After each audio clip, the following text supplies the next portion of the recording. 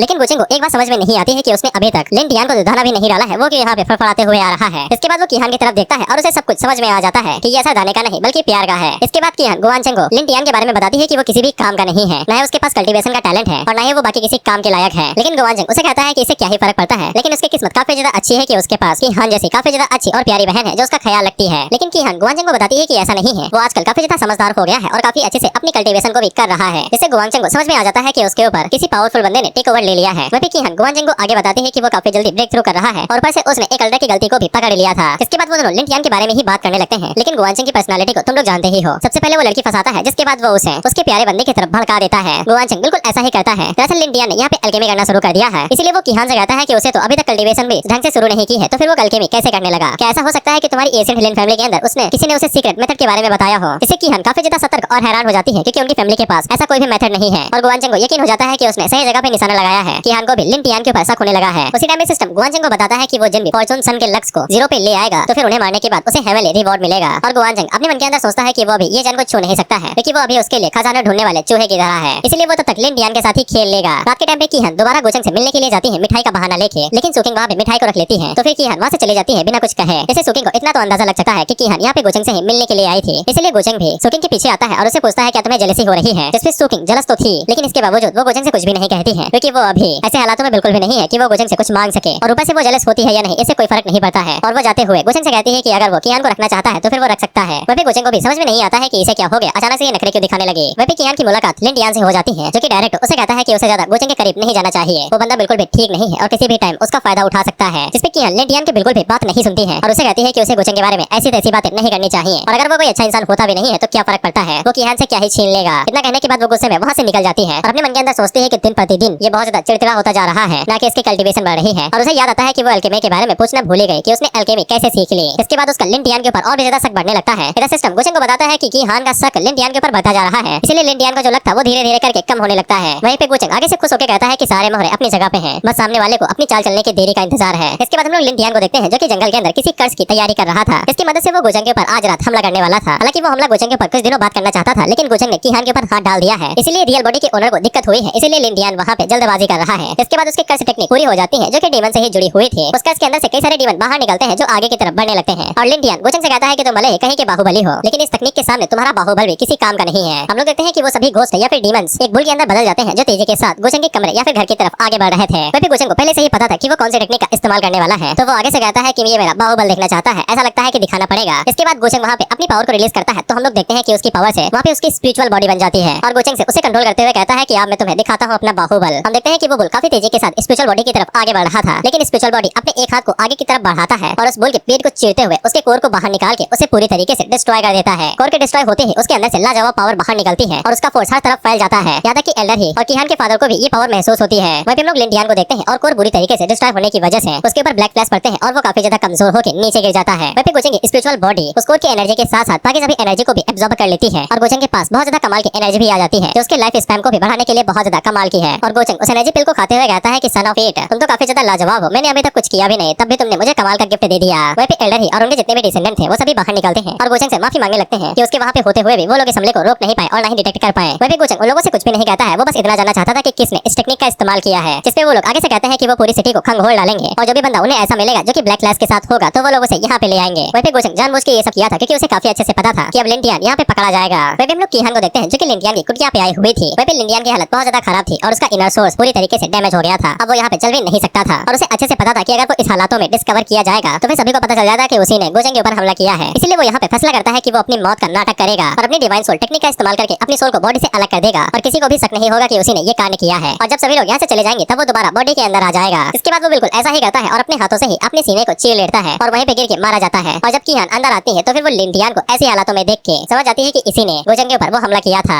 खैर इसके बाद कीहान ये वाली बात अपने फादर को बताती है, जिसके बाद वो सभी लोग यहाँ तक कि एल्डर ही भी गुचेंग के सामने आते हैं और उसे ये बात बताते हैं कि जिस बंदे ने उसके ऊपर हमला कराया था वो पहले ही मारा जा चुका है और वो सभी लोग गुचेंग से कहने लगते हैं कि उसकी जगह पे गुचेंग उन्हें पनिशमेंट दे सकता है। हालांकि गुचेंग को सिस्टम की मदद से पता चल जाता है कि वो अभी तक मारा नहीं है। लिंडियान जरूर किसी सोल टेक्निक का इस्तेमाल करके अपने सोल को बचाए हुए है और सबके बुद्धू बनने के बाद वो दोबारा अपनी बॉडी के अंदर वापस आ जाएगा। वहीं लिन फैमिली के जितने भी लोग थे वो सभी लिंडियान को गालियां दे रहे थे कि उसकी वजह से अब पूरी फैमिली को उसकी करने का भुगतान करना पड़ेगा। वहीं कीहान को भी लिंडियान से अब घिन आने लगी थी, इसीलिए गुचेंग के पास बहुत ज्यादा लक वैल्यू जाती है क्योंकि सभी लोग अब लिंडियान से नफरत करने लगे थे, इसलिए उसकी लक वैल्यू काफी ज्यादा घट चुकी थी जो कि डायरेक्ट गुचेंग को मिल गई थी और उसे समझ में आ जाता है कि अब उसके पास ज्यादा लक वैल्यू नहीं बची है। उसका जो रास्ता कीहान के साथ है वही बचा कुचा उसकी लक वैल्यू होगी। इसके बाद गुचेंग लिन फैमिली से कहता है कि अपर वर्ल्ड के अंदर इस तरह की सीक्रेट टेक्निक का इस्तेमाल करके स्नीक अटैक करना कोई बड़ी बात नहीं है और वैसे भी लिंडियान ने जो कांड किए हैं उसका लिन फैमिली से कोई भी लेना देना नहीं है, इसलिए उन लोगों को माफी मांगने की जरूरत नहीं है। इससे वो सभी लोग काफी ज्यादा खुश हो जाते हैं और गुचेंग उन लोगों को वहाँ से जाने से कहता है और ये भी कहता है कि लिंडियान की बॉडी को मत छूना, यानी कि अंतिम संस्कार मत करना, क्योंकि गुचेंग को अभी भी उसे दोबारा जिंदा करना है और उसे मार के थोड़े से पॉइंट और लेने हैं। वो सभी लोग इस चीज के लिए मान जाते हैं और वहाँ से जाने लगते हैं, लेकिन गुचेंग कीहान को रोक लेता है और उसे कहता है कि उसके दिन थोड़े से ठीक नहीं चल रहे हैं, इसलिए वो चाहता है कि कीहान उसे आसपास का इलाका घुमा दे। खैर इसके बाद वो दिनों शहर घूमने के लिए जाने लगते हैं और अगला सीन 3 दिनों के बाद का होता है। खैर इसके बाद अगला सीन एक होटल का होता है जहाँ पे कुछ यंग फैमिली के यंग मास्टर्स एक साथ लंच कर रहे थे और अपनी कल्टीवेशन के ऊपर बात कर रहे थे, जिनमें मेन सिर्फ 2 ही लोग हैं। सबसे पहला है संगटियान जो कि ये बंदा है और इसने हाल ही में किसी डिवाइन टेक्निक को अभी मास्टर किया है और दूसरे बंदे का नाम है जिनयंग जिसके बालों का कलर लाल है। अब ये चैन का बड़ा भाई है, जैसे गॉडफादर होते हैं ना वैसे ही बड़ा भाई, यानी कि रिश्तों को लड़ाई के जरिए बनाया दिया जाना। इसने ये चैन के साथ किसी कंपटीशन के अंदर फाइट की थी जहाँ पे ये चैन ने कम कल्टीवेशन होने के बावजूद जिनयंग को काफी अच्छी टक्कर दी थी, जिसके बाद वो दोनों भाई बन गए थे। ये लोग यहाँ पे ये चैन के बारे में ही बात कर रहे थे और जिनयंग को काफी ज्यादा गुस्सा आ रहा था कि गुचेंग की वजह से उसकी जो गर्लफ्रेंड थी उसने उसे धोखा दे दिया। खैर ये लोग गुचेंग के बारे में बात कर रहे थे कि उसी टाइम में वहाँ पे गुचेंग भी आ जाता है, इसके साथ कीहान और सोकिंग भी थी और वो सभी लोग जैसे ही गुचेंग को देखते हैं तो वो लोग फैसला करते हैं कि जाके वो लोग गुचेंग को अपनी रिस्पेक्ट देंगे, क्योंकि अभी गुचेंग लोअर वर्ल्ड के अंदर सबसे पावरफुल और सबसे रिस्पेक्टफुल बंदों में से एक है। हालांकि जिनयंग जैसे ही उसे देखता है तो फिर उसकी हालत खराब होने लगती है, क्योंकि वो इन हालातों में बिल्कुल भी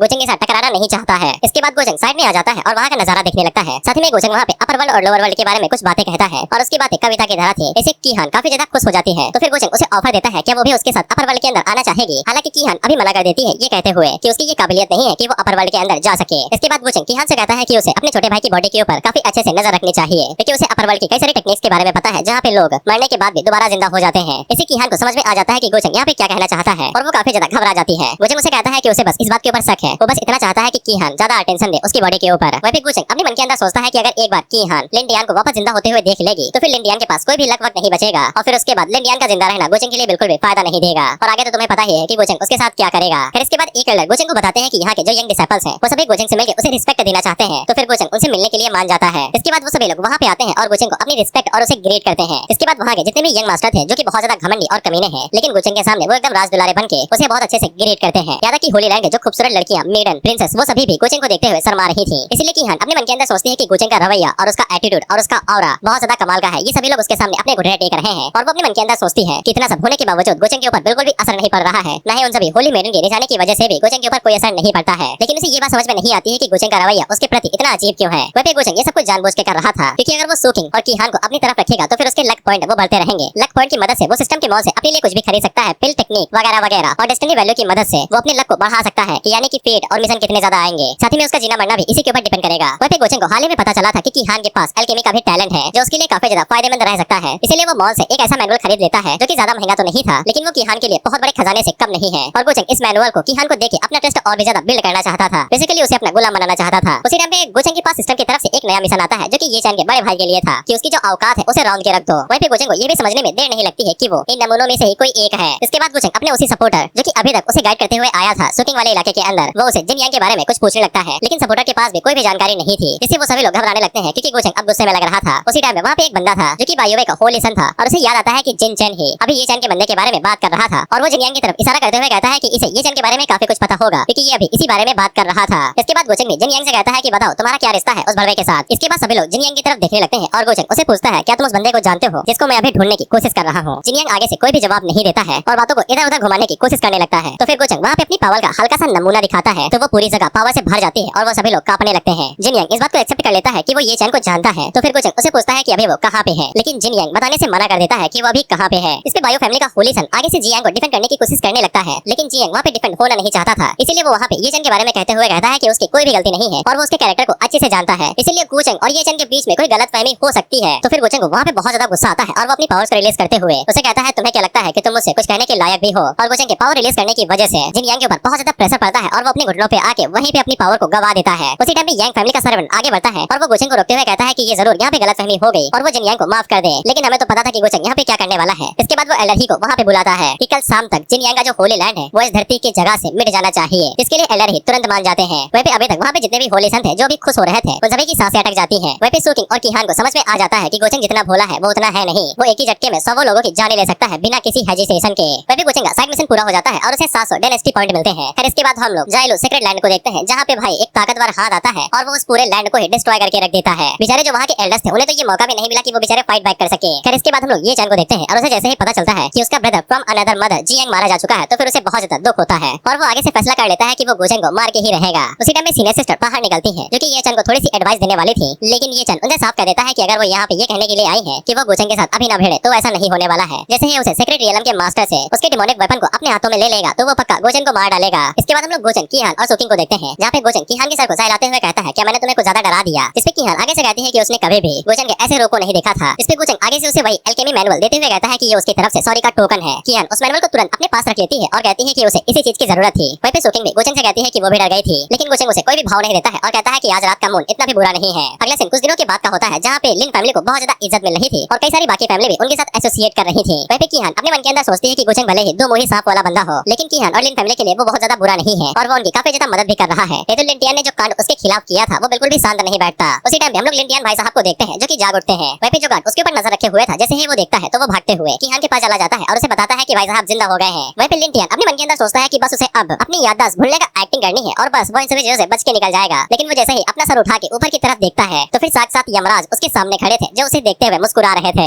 इसके बाद लिंटियन वहाँ पे एक्टिंग करना शुरू करता है कि उसे तो कुछ याद ही नहीं है, उसे कुछ भी नहीं पता है कि यहाँ पे चल क्या रहा है। गोचेंग अपने मन के अंदर सोचता है वाह एक्टिंग तो काफी अच्छी है। फिर इसके बाद वो किहान से पूछता है कि ये आदमी कौन है, इसने पहले कभी उसे देखा ही नहीं है। लेकिन किहान के ऊपर इसका कोई भी असर नहीं होता है और वो आगे से चिल्लाते हुए कहती है कि नाटक करना बंद करो। हालांकि लिंटियन अपनी एक्टिंग को कंटिन्यू रखता है और कहता है कि हम दोनों तो बचपन में भी एक साथ खेला करते थे और काफी अच्छे भाई बहन थे। लेकिन लिंटियन आगे से चिल्लाते हुए कहती है कि तुम मेरे भाई नहीं हो और अपनी एक्टिंग करना बंद करो। अब यहाँ पे एक कमाल की चीज होती है जो असली रियल बॉडी ओनर है यानी कि असली वाला लिंटियन वो कुछ टाइम के लिए अपनी बॉडी के ऊपर टेक ओवर ले लेता है। इसी लिंटियन को जो कि अपर वर्ल्ड से आया था उसे काफी ज्यादा दिक्कत होने लगती है और वो किहान से कहता है कि वो उसे कभी भी चोट नहीं पहुंचाना चाहता था, लेकिन वो गोचेंग के मिल के साथ गोचेंग के साथ उसे चोट पहुंचा रही है। लेकिन जो असली वाला लिंटियन था वो अपनी बहन से कहता है कि ऐसा बिल्कुल भी नहीं है। इसके बाद वो दोनों बॉडी के लिए लड़ने लगते हैं कि तुम मेरी बॉडी को छोड़ दो, तुम उसके ऊपर कब्जा नहीं कर सकते हो। इसके बाद असली वाला लिंडियन अपनी बहन से कहता है कि मुझे मार दो, तो फिर गुचेंग के पास सिस्टम नोटिफिकेशन आता है कि उसने लिंडियन का जो लक था उसे पूरी तरीके से चूस निकाला है। इसलिए अगर अब वो लिंडियन को मार भी देगा तो फिर उसके ऊपर कोई भी इफेक्ट नहीं पड़ेगा। वह भी किहान को अपनी भाई की ऐसी हालत देख के बहुत ज्यादा दुख होने लगता है। तो फिर गुचेंग किहान से कहता है कि तुम्हें चिंता करने की जरूरत नहीं है, उसे अच्छे से पता है कि किहान के ऊपर क्या बीत रही है, इसलिए वो यहाँ से जा सकती है। बाकी गुचेंग इस बंदे को संभाल लेगा। जिस पे किहान वहाँ से रोते हुए चली जाती है। इसके बाद गुचेंग वहाँ पे असली रूप में आता है और उसे कहता है कि तुम दोनों भाई बहन खून से जुड़े हुए हो, लेकिन क्या तुम्हें पता है कि उसने तुम्हारी बॉडी को दफनाया क्यों नहीं। इस पे लिंडियन आगे से चिल्लाते हुए कहता है कि तुम बीच में आ गए थे और तुम्हारा मकसद क्या है। जिस पे गुचेंग वहाँ पे अपनी पावर्स को रिलीज करते हुए कहता है कि मेरा मकसद क्या है, क्या तुमने मुझे मारने की कोशिश नहीं की थी, और वैसे तुम मुझसे ये सवाल पूछ ही क्यों रहे हो। इसके बाद वो वहाँ पे अपनी पावर्स का हल्का सा तूफान लाता है और अपनी डिमोनिक एनर्जी को रिलीज करता है और लिंडियन उसकी डिमोनिक एनर्जी को देख के बहुत ज्यादा हैरान हो जाता है और पूछता है कि उसके पास ये डिमोनिक एनर्जी कैसे हो सकती है। हालांकि गुचेंग उसकी मुंडे के ऊपर अपना उंगली रखता है और उसे कहता है कि मरे हुए आदमी को ज्यादा जानने की जरूरत नहीं है। इसके बाद वो डायरेक्ट लिंडियन को वहीं पे खत्म कर देता है और शायद उसकी एनर्जी को भी एब्जॉर्ब कर लेगा। जिसके बाद हम लोग देखते हैं कि लिंडियन का गेम यहीं पे बजा दिया जाता है और साथ ही में उसने उसकी डिमोनिक एनर्जी को भी एब्जॉर्ब कर लिया था, जिससे उसकी नासेंट स्पिरिट और ज्यादा शक्तिशाली हो गई थी। वहीं पे गुचेंग को काफी अच्छे से पता था कि वो इस लेवल की डिमोनिक एनर्जी स्किल को यहाँ पे दिखा नहीं सकता है और उसे किसी भी कीमत पे इस बारे में किसी को पता नहीं चलने देना है। इसके बाद गुचेंग के पास सिस्टम की तरफ से एक नोटिफिकेशन आता है। अब यहाँ पे उसे तो पहला फर्स्ट किल का रिवॉर्ड चेस्ट मिलता है और दूसरा यहाँ पे ये नोटिफिकेशन था कि वो यहाँ पे अपने पॉइंट्स को एक्सचेंज भी कर सकता है, जैसे कि जो उसका लक पॉइंट है वो उनको 10 डायनेस्टी पॉइंट के अंदर एक्सचेंज कर सकता है, जो कि गुचेंग के लिए किसी ट्रम्प कार्ड से कम नहीं था। जिसके बाद वो अपनी फर्स्ट किल चेस्ट को ओपन करता है तो फिर उसे 3 कमाल के रिवॉर्ड मिलते हैं, जिनमें से पहला लक प्लैनेटरी कार्ड था, दूसरा ब्रोकन वर्ल्ड सीड में से 3 में से किसी एक का हिस्सा था और तीसरा reward system calculation multiplier card था। लक प्लैनेटरी कार्ड का कमाल ये था कि अगर वो किसी ऐसे इंसान के ऊपर इसका इस्तेमाल करता है जो कि फेटेड वन है, यानी कि जिनका गुचेंग शिकार करता है, तो फिर उनकी लक वैल्यू एक झटके के अंदर 0 हो जाएगी और वो भी जो और उसकी जो भी लक वैल्यू होगी वो डायरेक्ट गुचेंग को मिल जाएगी। बेसिकली इस कार्ड की मदद से गुचेंग किसी भी लोगों का लक चुरा सकता था। दूसरा रिवॉर्ड जो कि सिस्टम कैलकुलेशन मल्टीप्लायर कार्ड था, इसकी मदद से वो सिस्टम के रिवॉर्ड को मल्टीप्लाई कर सकता था और इसकी वैल्यू कुछ फैक्टर के ऊपर डिपेंड करती है कि कुछ फैक्टर पर ये डिवाइड होकर 0 1 पॉइंट पे मिलेगा, किसी पे ये 10 मिलेगा और किसी पे ये 100% डिवाइड कर सकता है। गुचेंग फैसला करता है कि वो इस मल्टीप्लायर कार्ड का इस्तेमाल ये को मारने के वक्त करेगा। जिसके बाद गुचेंग जब लक कार्ड को सिस्टम के मॉल के ऊपर चेक करता है तो फिर उसे पता चलता है कि इसकी कीमत 10,000 डायनेस्टी पॉइंट है। इससे गुचेंग को अंदाजा लग जाता है कि सिस्टम उसे ये बताना चाहता है कि फ्यूचर में और भी ऐसे कई सारे लोग आ सकते हैं जिनकी लक वैल्यू काफी ज्यादा हाई हो सकती है। इसके बाद गुचेंग वहाँ पे एक और चेस्ट को ओपन करता है जो कि हेवनली चेस्ट थी, जिसके अंदर से गुचेंग को किस्मत वाले का हालो मिलता है, जिसको सिस्टम कन्वर्ट करके फेटेड विलेंस हालो कर देता है। हालो का मतलब हिंदी में प्रभा मंडल होता है, कोई ऐसी गोल चीज जिसके आसपास कोई चमकीली चीज घूम रही हो, पिक्चर के अंदर देख ही सकते हो। और गुचेंग को एक और रिवॉर्ड मिलता है जो कि डिवाइन किंग्स हार्ट था। फेटेड विलेन हालो की मदद से गुचेंग यहाँ पे प्रॉपर विलेन बन चुका है। अब उसका यहाँ पे एक ही काम है जो कि सन ऑफ फेट्स को मारना होगा और शायद से इस काम के बीच में उनकी लक वैल्यू को भी इग्नोर किया जा सकता है, यानी कुछ टाइम में वो अब उन्हें इग्नोर करके डायरेक्ट मार सकता है। उसे लक के बारे में चिंता करने की जरूरत नहीं है। इससे गुचेंग को समझ में आ जाता है कि उसे अब अपनी डायनेस्टी वैल्यू बढ़ानी पड़ेगी ताकि उसके पास ताकत आ सके जिसकी मदद से वो उन्हें डायरेक्ट मार सके। जिसके बाद गुचेंग डिवाइन किंग्स हार्ट को बाहर निकालता है। अब ये जो हार्ट है ये किसी डिवाइन कल्टीवेटर का होगा, इसकी कल्टीवेशन बहुत ज्यादा हाई है, इसीलिए गुचेंग इस दिल को अपने सीने के अंदर लगाता है और उसे फ्यूज कर लेता है। डिवाइन हार्ट को फ्यूज करने के बाद डायरेक्ट उसकी कल्टीवेशन बढ़ जाती है। अब यहाँ पे राइटर आलसी था तो उसने बताया नहीं कि कल्टीवेशन कहाँ से कितनी बड़ी है, बस हमें गुचेंग से इतना पता चलता है कि वो ब्रेक थ्रू करके advance stage of title Duke phase पे आ चुका है और अगर वो ड्यूक फेज की टॉप पोजीशन पे जाना चाहता है तो फिर उसे 5000 डायनेस्टी पॉइंट का इस्तेमाल करना पड़ेगा। इसके बाद गुचेंग वहाँ से बाहर निकल जाता है ताकि वो अल्टीमेट वेपन को ले सके और साथ ही में ये का मामला भी खत्म कर दे, क्योंकि अब उसकी कोई भी कीमत नहीं बची है। इसके बाद गुचेंग बाहर जाता है तो फिर किहान उसका इंतजार कर रही थी, जहाँ पे वो काफी ज्यादा उदास थी। गुचेंग उसे संभालते हुए कहता है कि उसे रोने की जरूरत नहीं है, उस गंदे आदमी ने भले ही उसकी बॉडी के ऊपर काफी टाइम से कब्जा किया होगा लेकिन वो ज्यादा देर तक बंद नहीं था, इसीलिए शायद से असली लिंडियन की सोल दोबारा साइकिल ऑफ रिकार्नेशन के अंदर जा सकती है, बेसिकली पुनर्जन्म के अंदर। अब इसके बाद हम लोग एशियन सिटी ऑफ चोंगयुए को देखते हैं जो कि सेंट्रल स्टेट से काफी ज्यादा दूर है लेकिन भाई भाई ही है। वहीं पे हम लोग कुछ लोगों को देखते हैं जो कि जिला सेक्टर के डिस्ट्रॉय होने के बारे में बात कर रहे थे और वो गुचेंग के बारे में भी बात कर रहे थे कि उसका असली ओरिजिन क्या है और वो कहां से आया है। उसी टाइम पे वहां पे एक लड़की आती है जो कि कहती है कि कोई फर्क नहीं पड़ता है कि उसका ओरिजिन क्या है या फिर वो कहां से आया है, जब तक उसने ये चैन को परेशान किया है तो फिर वो लोग उससे बदला जरूर लेंगे। जिसपे वो लोग आगे से कहते हैं कि उन्हें चिंता करने की जरूरत नहीं है, वो भले ही अपर वर्ल्ड से हो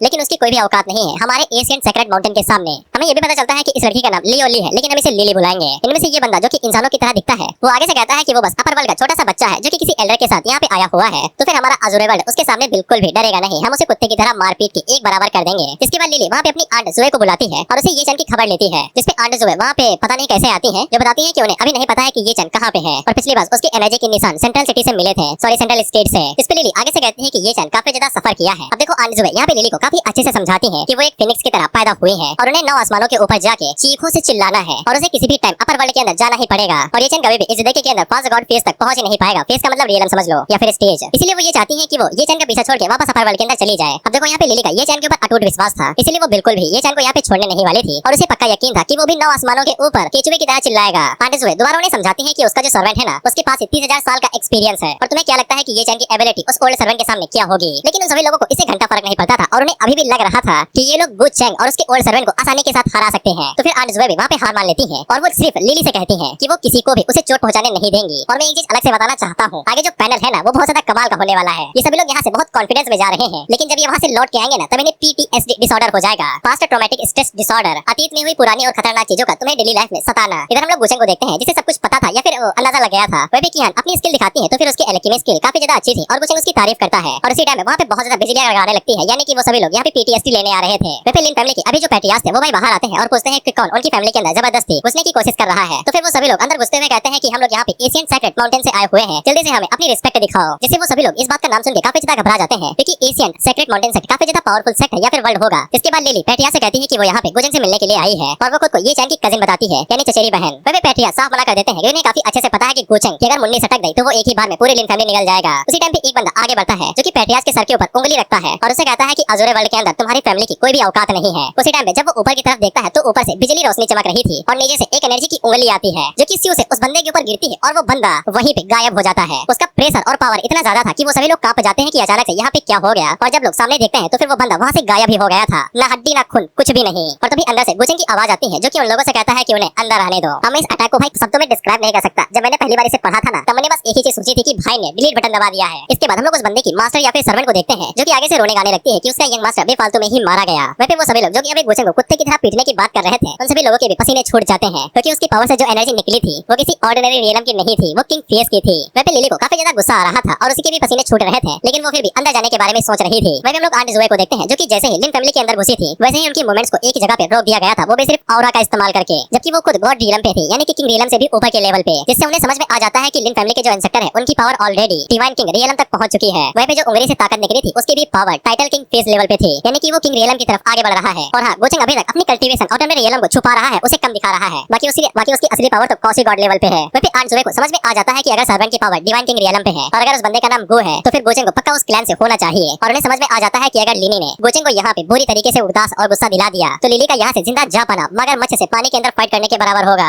बल्कि वो लोग इस मौके का फायदा उठा के गुचेंग के साथ अच्छा रिश्ता बिठा सकते हैं। इसलिए आंट ज़ुए उनके अंदर जाने से पहले ही सामने आ जाती है जो कि लिली को दोबारा समझाने लगती है कि ये मामला पूरी तरीके से गलतफहमी हो सकती है। वहीं पे एल्डर ही को समझ में आ जाता है कि आंट ज़ुए बहुत ज्यादा चालाक औरत है और वो यहाँ पे इन सभी चीजों को एक अच्छी चीज में बदलने की कोशिश करने लगी है। वहीं पे गुचेंग को ये चेन की कजन के बारे में पता चलता है जो कि किसी एशियन फैमिली से है और उसकी ब्लड लाइन भी काफी ज्यादा कमाल की है। और अगर तुम लोग यहाँ पे गुचेंग को हटा दो यानी कि उसके नजरिए से देखना बंद कर दो और ये चेन के नजरिए से देखो तो वो यहाँ पे किसी कल्टीवेशन मानवा के मेन कैरेक्टर से कम नहीं है। वहीं पे सोकिंग गुचेंग से पूछती है क्या तुम उन सभी लोगों को निपटाने वाले हो। गुचेंग मुझसे कहता है कि यार मैं तुमको सीरियल किलर दिखाई देता हूँ क्या जो फालतू में ही लोगों को जान से मार देता है। और इसके बाद वो बाहर जाते हुए कहता है कि चलो अब उन लोगों से मिल ही लेते हैं। इसके बाद गुचेंग बाहर निकलता है और उन लोगों से मिलता है जाके। वहीं पे आंट ज़ुए जैसे ही गुचेंग को देखती है तो फिर उन्हें पक्का पता चल जाता है कि ये पक्का गो फैमिली का ही है, यानी कि गुचेंग और उसके फादर दोनों एक जैसे ही दिखते हैं। आगे से देखा है मैंने। वहीं पे लिली का रवैया अभी बिल्कुल भी ठीक नहीं था और वो गुचेंग से बहुत ज्यादा अकड़ और बदतमीजी से बात कर रही थी। वहीं पे गुचेंग जब लिली को चेक करता है तो फिर उसे पता चलता है कि लिली के पास लक वैल्यू 800 से भी ज्यादा है और वो अपने मन के अंदर सोचता है कि साला ये चैन की वैल्यू लड़कियों के मामले में कुछ ज्यादा ही अच्छी है, लड़कियां उसके लिए मर बैठने को भी तैयार है। फिर इसके बाद आंट ज़ुए आगे बढ़ती है और गुचेंग को अपने बारे में बताती है कि लिली ये फैमिली से है और वो अपर वर्ल्ड के अंदर लोअर वर्ल्ड के अंदर किसी काम से आई है और उसे यहाँ पे उसको प्रोटेक्शन के लिए लगाया गया है। और वो गुचेंग से रिक्वेस्ट करती है कि गुचेंग इस मामले को अपने दिल पे ना ले, क्योंकि वो लोग यहाँ पे उसे गुस्सा दिलाने के लिए नहीं आए हैं। हालांकि लिली अभी भी आंट ज़ुए से कह रही थी कि वो कुछ ज्यादा ही मक्खनबाजी कर रही है। आंट ज़ुए के पसीने छूटने लगते हैं और वो लिली को समझाते हुए कहती है कि ये पक्का एक गलतफहमी है और उन्हें यहाँ पे इस चीज को बढ़ावा नहीं देना चाहिए जिससे दो फैमिलीज के बीच में बवाल हो सके और विवाद हो जाए। और हाँ, गुचेंग की फैमिली भी कोई एरी गैरी फैमिली नहीं है, अपर वर्ल्ड के अंदर वो सबसे पावरफुल फैमिलीज में से एक है। खैर गुचेंग आंट ज़ुए से पूछता है कि आप यहाँ पे क्यों आई हैं और कुछ ज्यादा ही मीठे तरीके से बात कर रही है। तो फिर आंट ज़ुए गुचेंग को जवाब देने से पहले उससे बड़े प्यार और निर्मलता से पूछती है क्या वो गो फैमिली से है जो कि पुरानी से पुरानी गो फैमिली है, क्योंकि लिली भी एक एशियन फैमिली से आती है जो कि एक इमॉर्टल क्लैन है ये फैमिली। और वो दोनों फैमिलीज काफी अच्छी दोस्त पुराने टाइम से रही आई है। इससे अज़ूरे वर्ल्ड वाले लोग काफी ज्यादा हैरान हो जाते हैं क्योंकि वो लोग गुचेंग को ऐरा गैरा समझ रहे थे, जबकि गुचेंग तो किसी एशियन फैमिली से भी ज्यादा अव्वल दर्जे की फैमिली से आता है। वहीं पे लिली का मुंह बनते हुए उसका मुंह चढ़ते जा रहा था। वहीं पे गुचेंग आगे से कहता है कि इसीलिए मिस लिली यहाँ पे बिना किसी डर के घुसते चली आई क्योंकि उनके पीछे किसी इमॉर्टल फैमिली का हाथ जो था। वहीं पे गुचेंग आगे से कहता है कि हाँ, मेरे फैमिली बहुत ज्यादा कमाल के हैं और मेरे फादर ये फैमिली के साथ काफी पुराने तक काम करते हुए आए हैं और तुमने पक्का हमारे बारे में काफी अच्छे से सुना होगा। वहीं पे आंट ज़ुए काफी ज्यादा हैरान हो जाती है कि गुचेंग गो फैमिली का आखिरी बचा हुआ सक्सेसर है, यानी कि गुचेंग फ्यूचर में गो फैमिली का हेड बनने वाला है। जैसे अज़ूरे वर्ल्ड वालों की और भी ज्यादा फटने लगती है क्योंकि वो लोग यहाँ पे गुचेंग को ऐरा गैरा समझ रहे थे, लेकिन वो तो गो फैमिली का यंग मास्टर निकला। वहीं पे वो बंदा जिसके ऊपर डिलीट बटन दबाई गई थी उसकी सर्वेंट आगे से चिल्लाते हुए कहती है कि उसका यंग मास्टर तो बेफालतू में ही मारा गया। इसके बाद वहाँ पे जो भी लोग थे वो सभी अपना सर गुचेंग के सामने झुका लेते हैं और उसे आगे से जिंदगी की भीख मांगने लगते हैं कि उन लोगों ने गलती कर दी है और गुचेंग उन्हें माफ कर दे। वहीं पे लिली का मुंह बनते हुए और वो अपने मन के अंदर सोचती है कि ये यहाँ पे चल क्या रहा है। इसके बाद आंट ज़ुए उसे भी माफी मांगने को कहती है क्योंकि गुचेंग बहुत ज्यादा कमाल का है और उसे ये चैन के बारे में ज्यादा नहीं सोचना चाहिए। लेकिन लिली वहाँ पे माफी मांगने से साफ मना कर देती है और वो गुचेंग के ऊपर इल्जाम लगाते हुए कहती है कि ये चैन के जो हालात है कि पूरी दुनिया उसके ऊपर कुत्ते की तरह हंस रही है ये गुचेंग की वजह से हुआ है। वहीं गुचेंग को समझ में आ जाता है कि ये लड़की बहुत ज्यादा ये चैन की वफादार है, इसे घंटा फर्क नहीं पड़ता है कि दुनिया के अंदर क्या चल रहा है, लेकिन उसे ये समझ में आ जाता है कि ये दिमाग की अभी भी छोटी बच्ची है, इसलिए वो आसानी के साथ इसके रिश्ते को यूं चुटकियों में डिस्ट्रॉय कर सकता है। लेकिन वो यहाँ पे लिली के साथ थोड़ा बहुत खेलना चाहता था। इसके बाद गुचेंग आगे बढ़ते हुए कहता है कि तो तुम लोग यहाँ पे इसी वजह से आए थे, न तुमने मुझे कोई अच्छी सी वजह दी जिससे मुझे ये पता लग सके कि तुम लोग यहाँ पे बेफालतू में नहीं आए थे। और ऊपर से तुमने लिन फैमिली को धमकाने की भी कोशिश की। लेकिन तुम भले किसी डिसेंडेंट हो, किसी एशियन इमॉर्टल यंग फैमिली की, तुम्हें मुझे घंटा फर्क नहीं पड़ता है, मैं तुम्हें यहीं पे मार सकता हूँ। इतना कहने के बाद वो अपनी पावर का हल्का सा झोंका मारता है, जिससे वहाँ पे वो सभी लोग कांपने लगते हैं और आंट जुबे अपनी सील का इस्तेमाल करते हुए लिली को बचाने लगती है, क्योंकि उसकी कल्टीवेशन अभी इतनी हाई नहीं है कि वो इस अटैक को भी झेल पाए। और वो गोचेंग से रिक्वेस्ट करने लगती है कि वो शांत हो जाए और थोड़ी सी दया दिखाए। तो फिर गोचेंग वहाँ पे रुक जाता है और वो लिली से कहता है कि अभी भी माफी नहीं मांगोगी। तो लिली आगे से मना कर देती है और कुछ भी नहीं कहती। तो फिर गोचेंग वहाँ पे एल्डर ही को बुलाता है और उनसे कहता है कि अगले 10 सालों के अंदर हर एक बंदे को मार देना जो यहाँ पे है, और अगर वो थोड़ा सा भी रेजिस्ट करने की कोशिश करे तो फिर उसके पूरे क्लैन को ही मिटा देना। 10 साल से यानी मुश्किल से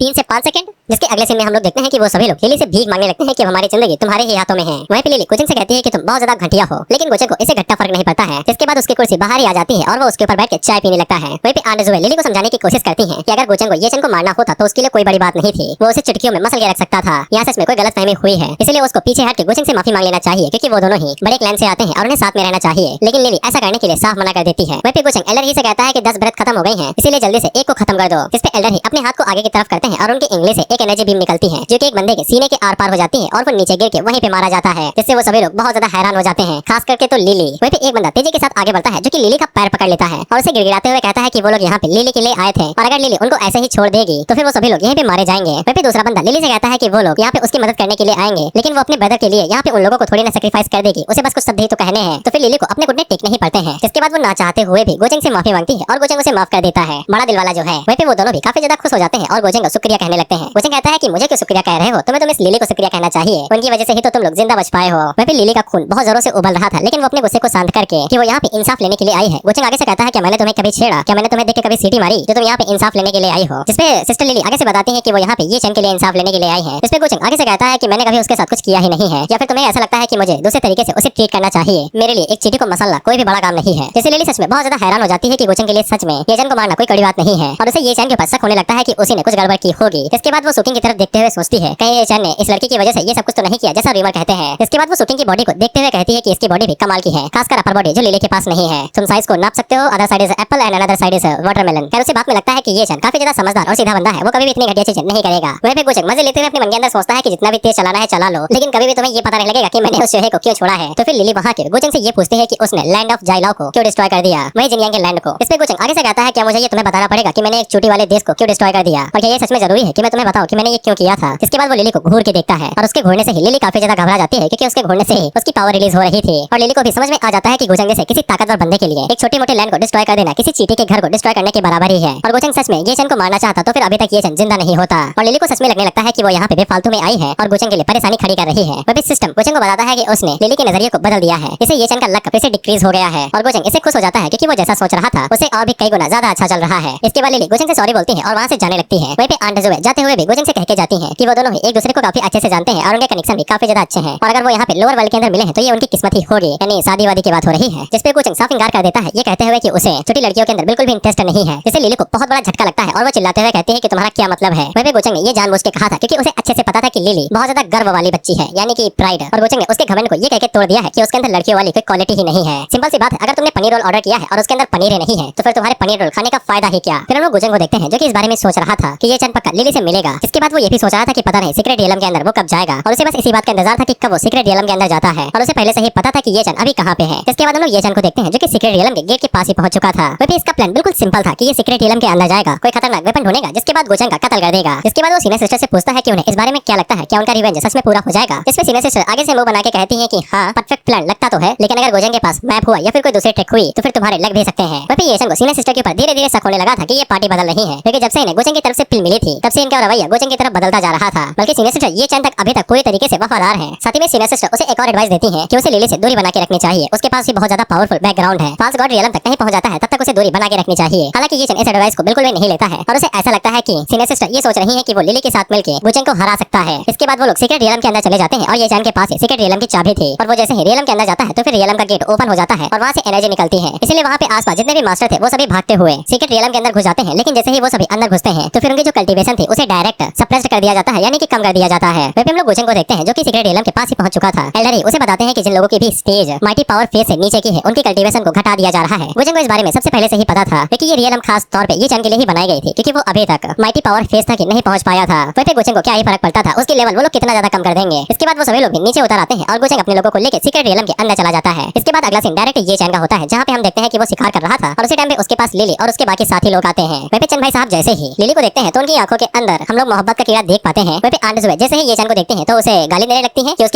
उसके पास कोई क्वालिफिकेशन नहीं है लिली के साथ रहने की। वहीं पे ये चैन आंट जुए से कहता है कि उनके शब्द कुछ ज्यादा ही नुकीले हो रखे हैं, जिसपे आंट जुए भी उसे तगड़ा जवाब देते हुए कहती है कि तुम जैसे कीड़े कभी भी आसमान में ड्रैगन की तरह उड़ नहीं पाएंगे, सिर्फ गोचंग जैसा ही कोई लिली के लिए वर्दी है। इस पे लिली आंट जुए से कहती है कि उनका क्या मतलब है। तो फिर आंट जुए आगे से कहती है कि अगर ये चैन वाला किस्सा ना हुआ होता तो फिर गोचंग उसे कभी भी इतनी बुरी तरीके से ट्रीट नहीं करता। इससे ये चैन को पता चल जाता है कि यहाँ पे गोचंग के साथ कोई तो बवाल हुआ है और वो लिली से पूछने लगता है कि असल में हुआ क्या था, क्या उसे कोई दिक्कत हुई। इस पे लिली उसे बता देती है कि गोचंग गो फैमिली का यंग मास्टर है और उनकी फैमिली लिली की फैमिली से भी ज्यादा शक्तिशाली है। इसलिए अगर ये चैन सच में गोचंग से निपटना चाहता है तो फिर उसे और भी ज्यादा समझदार होना पड़ेगा। हालांकि भाई साहब का आत्मविश्वास सातवें आसमान से भी ऊपर का था। इन्हें लग रहा था कि गोचंग यहाँ पे इनका कुछ नहीं उखाड़ पाएगा। वही फिर इनके अंदर सीनियर सिस्टर अपने मन के अंदर सोचती है कि अगर गोचंग के पास सच में इतना बड़ा फैमिली बैकग्राउंड है तो फिर पब्लिक के बीच में जब ये चैन ने उसकी इतनी ज्यादा बेइज्जती की थी तो फिर गोचंग तो इसे तुरंत ही मसल के रख देना चाहिए था। गोचंग ने अभी तक ये चैन को जिंदा क्यों रखा है और सीनियर सिस्टर को ऐसा लगने लगता है कि गोचंग उनके पीछे है, इसलिए ये चैन अभी तक जिंदा है। इसके बाद हम लोग गोचंग वाली साइड को देखते हैं जहाँ पे वो सभी लोग सीक्रेट रियलम के अंदर आ जाते हैं और उन्हीं में से एक डिसेंडेंट था जो कि वहाँ की एनर्जी से इधर उधर थोड़ा सा बहक गया था। इसलिए एलर उसे डांटते हैं और कहते हैं कि अपनी एनर्जी को सेंस पे लगाए रखो, हम लोग यहाँ पे बिल्कुल भी गलती नहीं कर सकते हैं, ये पूरी जगह डिमोनिक एनर्जी से भी भरी हुई है। लेकिन गोचंग उन लोगों से कहता है कि उन्हें चिंता करने की जरूरत नहीं है, उसके पास उसके रास्ते हैं एक अच्छा और सेफ रूट ढूंढने के लिए, क्योंकि उसके पास पहले से ही ये चैन का चूहा था जो उसके लिए पीछे से निशान छोड़ते हुए जा रहा था और गोचंग को कोई भी परेशानी नहीं थी सीक्रेट वेपन को ढूंढने में, उसे बस निशानों का पीछा करते हुए जाना था। इसके बाद हम लोग ये चैन को देखते हैं जो कि एक पावरफुल बीस्ट को मार देता है तो फिर लिली उसकी तारीफ करती है। वहीं पे आंट जुए बिल्कुल भी इन चीजों से खुश नहीं थी। वहीं पे ये चैन धीरे धीरे अपनी मंजिल तक पहुंच रहा था और वो उस बंदे के पैलेस तक पहुंच चुका था जहाँ की ये सीक्रेट रियलम है। लेकिन उसी टाइम पे उन लोगों के ऊपर एक ताकतवर बीस्ट अटैक कर देता है जो कि बहुत ज्यादा शक्तिशाली था। लेकिन आंट जुए जो कि अलग ही लेवल पे थी वो आसानी के साथ उस बीस्ट को एक ही हाथ मारती है और उसे भाई डिस्ट्रॉय कर देती है और वो घरों को तोड़ते हुए दूर जाके गिरता है। लेकिन उसी टाइम पे वहाँ पे और भी कई सारे बीस्ट आ जाते हैं जो कि उन्हें चारों तरफ से घेर लेते हैं। तो फिर लिली ये चैन से कहती है कि वो लोग इन्हें रोक के रखते हैं तब तक वो आगे जाए और इनहेरिटेंस को ले ले, जिस पे ये चैन इस चीज के लिए मानता है और तुरंत आगे की तरफ निकल जाता है। वे भी लिली के लोग आगे फाइट कर पाते कि उससे पहले ही वहाँ पे गोचंग आ जाता है जो कि एक ही बार में उन सभी बीस्टों को मार के रख देता है। वह लिली जैसे ही गोचंग को देखती है तो वो चिल्ला के पूछती है कि तुम यहाँ पे क्या कर रहे हो और ऐसे इतनी जल्दी यहाँ पे कैसे आ गए। जिस पे गोचंग आगे से कहता है कि ये तो तुम्हारे ब्रदर चन का ही कमाल है जो हम लोग इतनी जल्दी यहाँ पे पहुंच आए। जिस पे लिली को देर नहीं लगती है कि गोचंग ने अभी तक ये चन को इसीलिए जिंदा रखा था ताकि वो उसके इस्तेमाल से सीक्रेट रियलम के अंदर आके इनहेरिटेंस को ले सके। इस पे गोचंग लिली से कहता है कि काफी ज्यादा चालाक हो, लेकिन लिली को एक चीज समझ में नहीं आती है कि गोचंग बहुत बड़ी फैमिली के अंदर पैदा हुआ है और वो किसी भी टाइप की इनहेरिटेंस को ले सकता है, लेकिन उसने सुप्रीम मास्टर मौसलम की रियलम के ऊपर ही नजर क्यों डाली। इस पे गोचंग उसे कहता है कि ये तुम्हारी समझने की चीज नहीं है, लेकिन उससे पहले मैंने पहले ही तुम लोगों के प्लान को जान लिया है। इसके बाद गोचंग अपने लोगों से कहता है कि जाओ और जाके रास्ता बनाओ। इस पे चारों एल्डर आगे बढ़ते हैं और वो चारों अपनी पावर का इस्तेमाल करते हुए उन लोगों के ऊपर अटैक कर देते हैं। वहीं आंट जुए आगे बढ़ के लिली को बचाने के लिए कोशिश करने लगती है, लेकिन उसी टाइम एल्डर ही पलक झपकते ही उनके सामने आ जाते हैं और सीधा कहते हैं कि हिलना नहीं। तो फिर आंट जुए वहाँ से हिलती तक नहीं है। इसके बाद वहाँ पे एक तगड़ा धमाका होता है और पूरी जगह डिस्ट्रॉय हो जाती है। जो भी बिस्ट थे वो तो मारे ही जाते हैं, लेकिन वो पूरी जगह डिस्ट्रॉय होने के साथ साथ लिली और उसके साथी भी बुरी तरीके से घायल हो जाते हैं। और गोचंग बड़े आराम से लिली के सामने ही आगे बढ़ते हुए चला जाता है और एल्डर ही से कहता है कि किसी को भी अंदर आने मत देना। इसके बाद हम लोग ये चैन को देखते हैं जो कि बहुत ज्यादा खुशी खुशी अंदर जाता है। तो फिर वहाँ पे बहुत ज्यादा डिमोनिक एनर्जी थी, लेकिन ये चैन अपने साथ पिल पहले ही लेके आया था। इसके बाद जब वो दरवाजा खोलता है तो फिर अंदर से बहुत ज्यादा दबाव निकलता है जो उसे पीछे की तरफ धकेल देता है। लेकिन वो अंदर जाते हुए मन के अंदर सोचता है कि खजाना कहाँ पे है। उसी टाइम पे पीछे से गोचंग उससे कहता है कि वो थ्रोन के ऊपर मास्टर के सीने के अंदर घुसा हुआ है। जिसे ये चैन हैरान होकर पीछे की तरफ देखता है तो फिर उसे पता चलता है कि गोचंग वहाँ पे आ चुका है और वो उसे मुस्कुराते हुए देख रहा है। ये चैन उसे हैरान होकर पूछता है कि उसे इस जगह के बारे में पता कैसे चला। इस पे गोचंग उसे बता देता है कि आप ही की मदद से हम यहाँ पे पहुंचे हैं,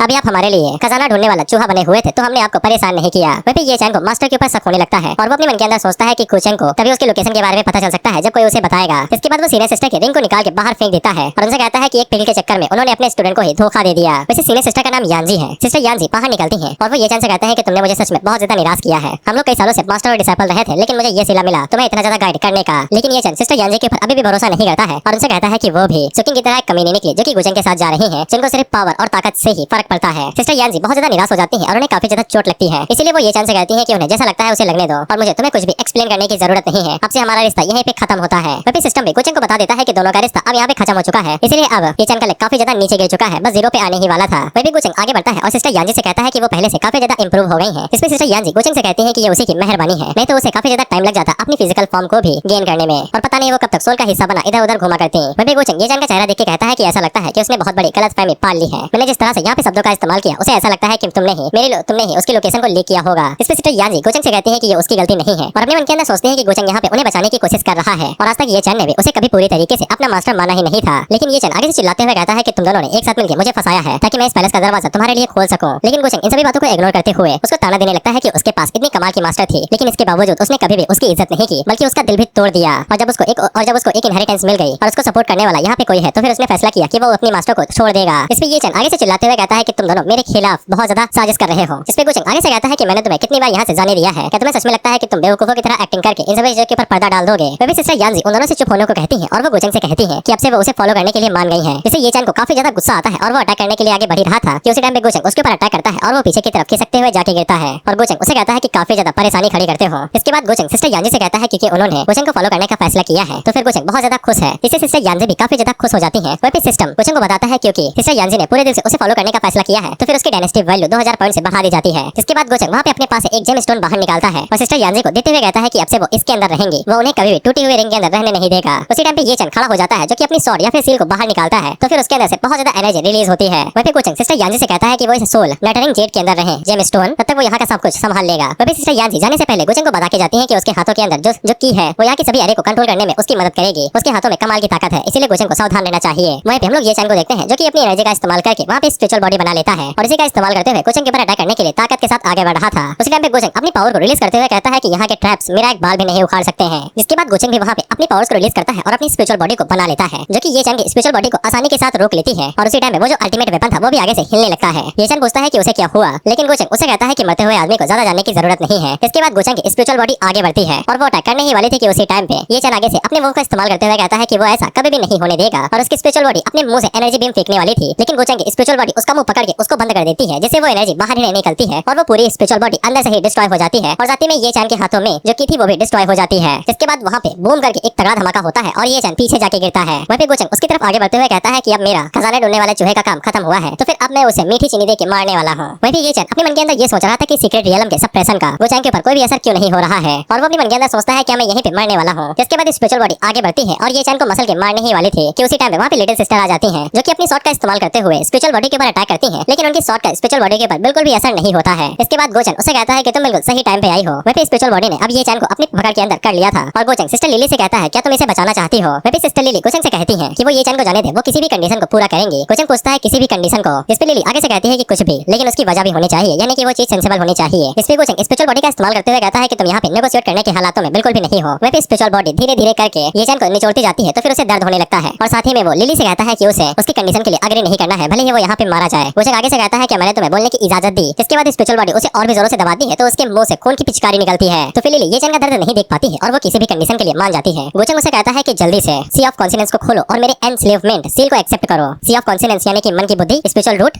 या फिर दिल, जो भी चीजें है समझ लो, और बाकी एनस्लेवमेंट सील के बारे में तुम्हें बताने की तो जरूरत नहीं है। वहीं पे ये चैन इसके लिए साफ मना कर रहा था, तो फिर गोचंग उसे और दबाता है और उसके मुंह से पिचकारी निकलने लगती है। लिली इसके लिए मान जाती है और वो इन सभी चीजों को पूरा करने के लिए रेडी थी क्योंकि उसके पास एक कमाल की टेक्निक थी। दरअसल ये फैमिली के पास नासेंट स्पिरिट टेक्निक होती है जो भी किसी भी तरह के स्पेल को वहीं पे जमा सकती है। इसलिए लिली को लग रहा था कि वो आसानी के साथ गोचंग के एनस्लेवमेंट सील को आसानी के साथ रोक सकती है और उसे तोड़ सकती है। बस उसे गोचंग को कसम खिलवानी थी जिससे गोचंग अपने शब्दों से पीछे नहीं हटेगा। गोचंग पूछता है कि बड़ी जल्दी मान गए इस कीड़े के लिए, ऐसी क्या बात है इसके अंदर। इस पे लिली कहती है कि इससे उसका कोई भी लेना देना नहीं है, वो अपनी शर्त को पूरा करेगी, लेकिन गोचंग को भी यहाँ पे शपथ लेनी पड़ेगी। अगर वो इस काम को तोड़ता है या फिर अपनी शपथ को तोड़ता है तो फिर हेवनली डेविल उसके दिल को निगल जाएंगे। इसके बाद वो डिमोनिक पाथ के ऊपर चलने लगेगा और कभी भी वापस नहीं आएगा। इस पे गोचंग आगे से कहता है कि बड़ी ही घटिया कसम है, लेकिन मैं तुम्हारे लिए इसे खा लेता हूँ। इसके बाद गोचंग इस कसम को खाता है कि अगर वो अपनी कसम को तोड़ता है तो फिर हेवनली डेमन उसके दिल को निकल जाएंगे और वो हमेशा के लिए डिमोनिक पाथ के ऊपर चलने लगेगा, जबकि भाई साहब ऑलरेडी डिमोनिक पाथ के ऊपर चल रहे हैं। वहीं पे लिली भी हैरान होती है कि इसने इतनी जल्दी से अग्री कैसे कर दिया। इसके बाद गोचंग पलक झपकते उसके पास आ जाता है और कहता है कि चलिए मैंने तो अपना काम पूरा कर दिया, अब आपकी बारी है। जिसके बाद लिली अपनी आंखें बंद करती है और अपने सी ऑफ कॉन्सिनेंस को ओपन कर लेती है। गोचंग भी अपनी चाल चलना शुरू करता है और वो उसके ऊपर अपनी उंगली रखता है और वो जैसे ही अपनी उंगली लिली के माथे के ऊपर रखता है तो वो अपनी टेक्निक का इस्तेमाल करता है। अब इस टेक्निक का कोई भी नाम नहीं बताया गया है, बस हम देखते हैं कि एक शैतानी डब्बे से कुछ चीजें बाहर निकलती हैं जो कि लिली के दिल के अंदर जहाँ पे ये चैन की जगह बनी हुई थी उस जगह पे गोचंग आ जाता है और ये सभी चीजें लिली के दिल और दिमाग के ऊपर हावी हो जाती हैं, बेसिकली उसके अंदर बस जाती हैं और हावी हो जाती हैं। साथ ही में जो स्लेव मार्क था वो भी उसके माथे से गायब हो जाता है। लिली हैरान होकर गोचंग से पूछती है कि तुमने मेरे साथ क्या किया है। गोचंग उसे कहता है कि मैं तुम्हारे साथ क्या करूंगा, वही किया है जो हम लोगों ने डिस्कस किया था। इस पे लिली उसे कहती है कि अब तो तुम्हें ये जान को छोड़ देना चाहिए। इस पे गोचंग आगे से कहता है कि तुमने अभी मुझे क्या बुलाया, तो फिर स्लेव सील की वजह से वो गोचंग को अपना मास्टर बुलाती है, जिससे वो खुद ही हैरान होकर अपने मुंह के ऊपर हाथ रख लेती है और अपने मन के अंदर सोचती है कि ऐसा क्या वो सील की वजह से हो रहा है। इस पे गोचंग उसे बताता है कि एनस्लेवमेंट सील कोई नॉर्मली चीज नहीं है और गोचंग ने जिस टेक्निक का इस्तेमाल किया है उसे कोई पियरलेस एक्सपर्ट भी पहचान नहीं सकता है जब तक वो पूरी तरीके से सी ऑफ कॉन्सिनेंस को चेक न कर ले। और इस टेक्निक की वजह से धीरे धीरे करके वो आज के दिन में जो हुआ है उसे भूल जाएगी और वो समय के साथ साथ गोचंग की एक ऐसी लॉयल सर्वेंट बन जाएगी जो उसे किसी भी चीज के लिए मना नहीं करेगी। वहीं पे ये चैन आगे से चिल्लाने लगता है कि वो बहुत ज्यादा कमीना और घटिया है। गोचंग उसे कहता है कि मर रहे हो तो क्यों बीच फालतू में उंगली कर रहे हो, लेकिन ये चैन को समझ में नहीं आता है कि इसने तो कसम खाई थी,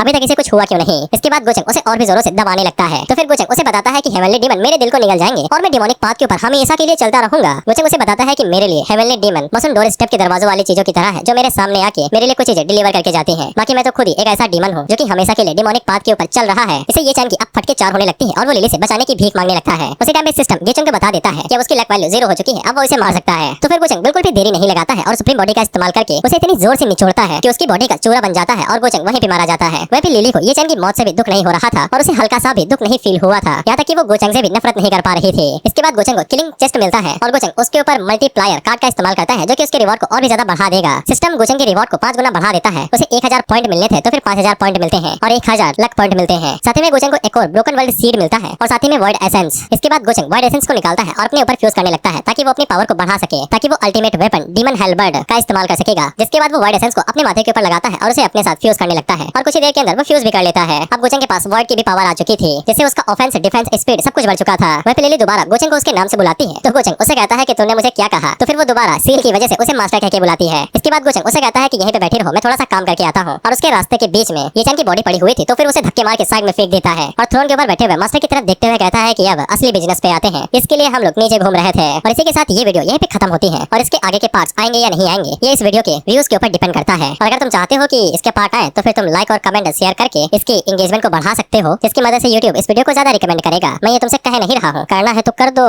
बाकी कर ही देना। बाकी मैं सीरियस हूँ, अगर इसके ऊपर व्यूज नहीं आते हैं तो मैं सच में मानवा एक्सप्लेन करूंगा।